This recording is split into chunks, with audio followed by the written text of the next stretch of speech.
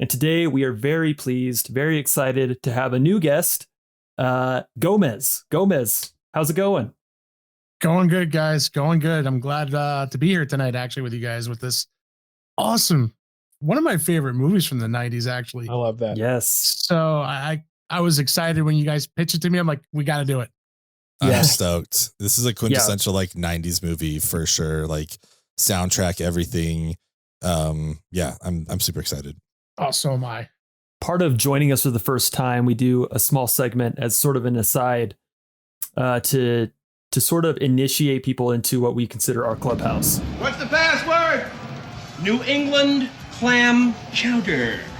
Is that the red or the white?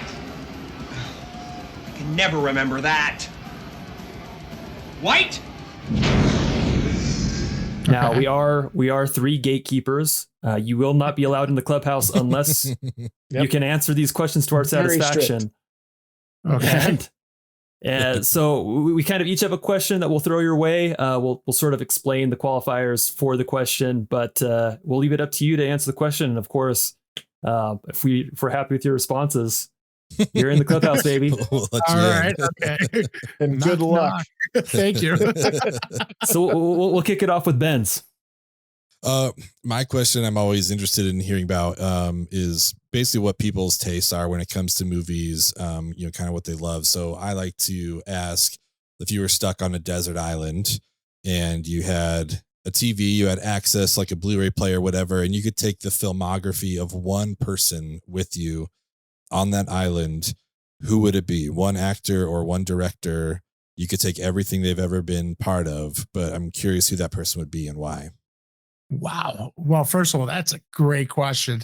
Thank you. Because I am a fan of movies to begin with. Mm-hmm. From Howard the Duck to Any Given Sunday to Shawshank Redemption to Backdraft, Twister. You're talking about a lot of American movies. For me, what movie? One actor I would say would probably be the one that I've always been interested in, and I love a lot of his movies, and some of them surprised the hell out of me, is actually Bradley Cooper. Okay. I dig that. Yeah.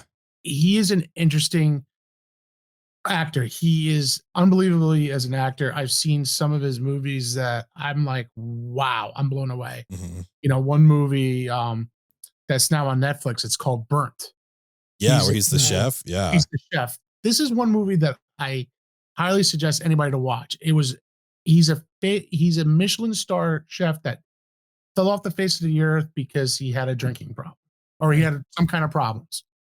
And he is trying to rebuild himself back up to get another, I think it was his 5th Michelin star. I think it was. I can't remember. And something like that, to see that drive, to see him go for it was really interesting. And, he could do a serious movie like that and then do a movie with Lady Gaga, A Star is Born. And then you're doing your hangover skits. He's a very multi-talented actor. Yeah. And he's a little bit underrated because he's not getting, I think he's not getting the rights that he needs to be that Al Pacino maybe, or even Kurt Russell. Mm-hmm. He's done some iconic movies. Things like that you see. So for me, it would definitely be, Bradley Cooper. I think that's awesome. Like his range is huge from, Wet Hot American Summer to like, I love him in Wedding Crashers, like him being like the asshole, the douche. Like he's so good in that. But he's then, perfect. In Hangover, he's great. But then you give him like, I don't love the movie, but he gives a great performance in the Silver Linings Playbook. And I think that's was like one of the first where it's like, oh, can this guy do like super serious shit? Like maybe he can. So I think that's a great choice. I think it's the first time we've heard him in the clubhouse. I love it, and I'm a sucker. Like my favorite Marvel is Guardians of the Galaxy. So if I'm getting Rocket Raccoon in this clubhouse, I'm here for it. I love it. Well, it's a good future play too, right? Like, I think part of the reason that he maybe isn't quite being taken as serious is because he hasn't quite distanced himself enough from like The Hangover, Wedding Crashers. Like that's still like in our minds, and I recognize that Bradley Cooper's great, and I think he's great, but I think like maybe like the general collective hasn't quite given him enough distance between like The Hangover and what he's doing now. But he's going to keep working, right? Yeah, So he could get to that like Pacino, De Niro phase. And I think he's kind of like he's bridged that gap and he's moving towards that direction. But we'll see, So your island's going to get you're going to get plenty of shipments of good Cooper. That's true. So Gomez, you strike me as a guy that watches a lot of movies, right? So we started this podcast because I personally I have a rewatching problem. I just kind of watch the same stuff over and over. But you strike me as a guy that doesn't necessarily have that problem. So I imagine you've seen countless movies, but I'm wondering if there's one that you can think of that you wish you could go back and see it again for the very first time, like full on memory wipe, maybe maybe you could even relive the exact same experience, go back to that point in time and relive that moment again, or it could just be a movie you just want to wipe your memory clean and see it again for the first time. What would that be? I'll tell you, one of my favorite movies in the 80s, Ferris Bueller's Days Off. We just covered that movie. That's incredible. That is one of my go-to movies growing up as a kid. I took his advice. Staying home sick, do not lick the palms, all that stuff. I didn't have his cool sound system. Yeah. I didn't have the cool computer. Not many do. I did have the tight ass friend like Cameron. Nice. Yeah. But in 1 week you'll have a diamond, not two. But within a week. At that age I didn't have a friend who had a car, so we had a friend who had the cool bike, which we took from him. So that was that movie that catapulted me to love the movies. Right. Awesome. That was cool.